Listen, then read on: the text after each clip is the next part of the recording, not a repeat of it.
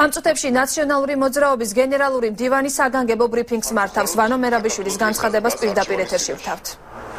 დღევანდელი ხელისუფლების ბუნდოვანი და არამკაფიო პოზიცია საქართველოს მომავალზე, საქართველოს ორიენტაციაზე ჩვენ გვაძლევს საფუძველს, რომ კიდევ ერთხელ ქართველი ხალხი შევიკრიბოთ და მთავრობას უთხრათ, რომ ჩვენი მომავალი არის ევროპული გზა და ჩვენი მომავალი არ არის უკან რუსეთთან დაბრუნება.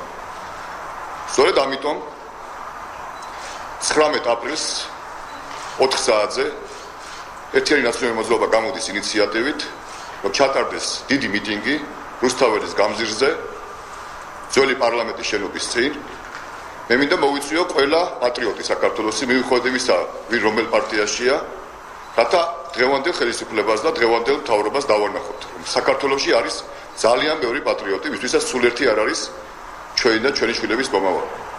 საქართველოში ძალიან ბევრი ადამიანი, რომელსაც არ უნდა რომ საქართველო დაბრუნდეს ძველ დროში, იმ დროში, სადაც არ ჩვენი უფლებები იყო, სადაც არ იყო დემოკრატია, სადაც არ იყო თავისუფლება, ჩვენ გვინდა რომ ჩვენ შვილებს ჰქონდეთ გარანტირებული დემოკრატია, თავისუფლება და არ იყოს საქართველოს მონობაში და საქართველოს არ იყოს საქართველოს მტრების გავლენის ქვეშ. ამიტომ კიდევ ერთხელ მე ვიწყებ და ჩემი მეგობრები ვიწყებთ საქართველოს მთელ ტერიტორიაზე ყველა რეგიონში ჩასვლას, თბილისის თითოეულ ქუჩაზე, თითოეულ უბანში შეხვედრას ადამიანებთან, მათ მოსმენას და მათ მოწვევას, რათა ჩვენ დღევანდელ ხელისუფლებას დავანახოთ, რომ ქართველი ხალხის ნება არის ურყევი და ჩვენი მომავალი არის დასავლეთისაკენ და ჩვენი მომავალი არ არის რუსეთისაკენ.